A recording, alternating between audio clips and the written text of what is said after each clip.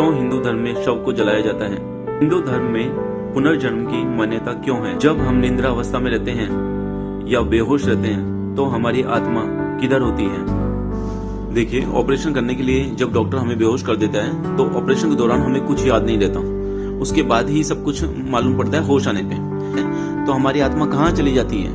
क्या वो ऑपरेशन देखती है बाहर खड़ी होके? और देखती तो फिर हमको याद क्यों नहीं रहता?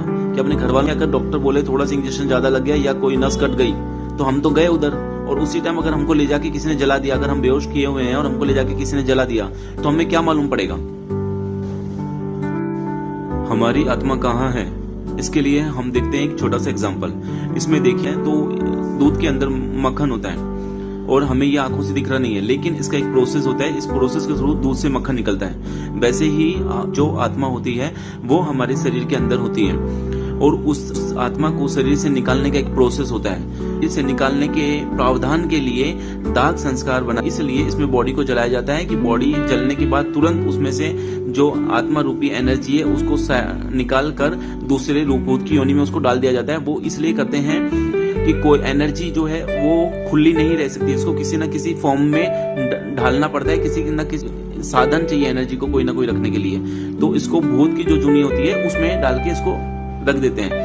जो भी बोलते हैं कि मरने के बाद आत्मा देखती है कौन रो रहा है, कौन मेरे बारे में क्या बोल रहा है और वो घूमती है आजू बाजू में, ये सब झूठी बातें हैं। कारण ऐसा है कि मरने के बाद आदमी के साथ वही होता है कि आत्मा जो है, घर से आप निकल गए मार्केट के लिए, लेकिन एक टाइम ऐसा होता है जब ना आप घर में पहुंचे ना आप मार्केट में पहुंचे, आप रास्ते में हो, तो कुछ टाइम के लिए वो आत्मा शून्य में चली जाती है, जिसमें ना कोई धर्म होता है, ना अधर्म होता है, ना अपना होता है, ना पराया होता है। फिर बाद में उस आत्मा को जब दूसरी भूत की जोनी दी जाती है फिर उसको बाकी सब बातों का होश आता है।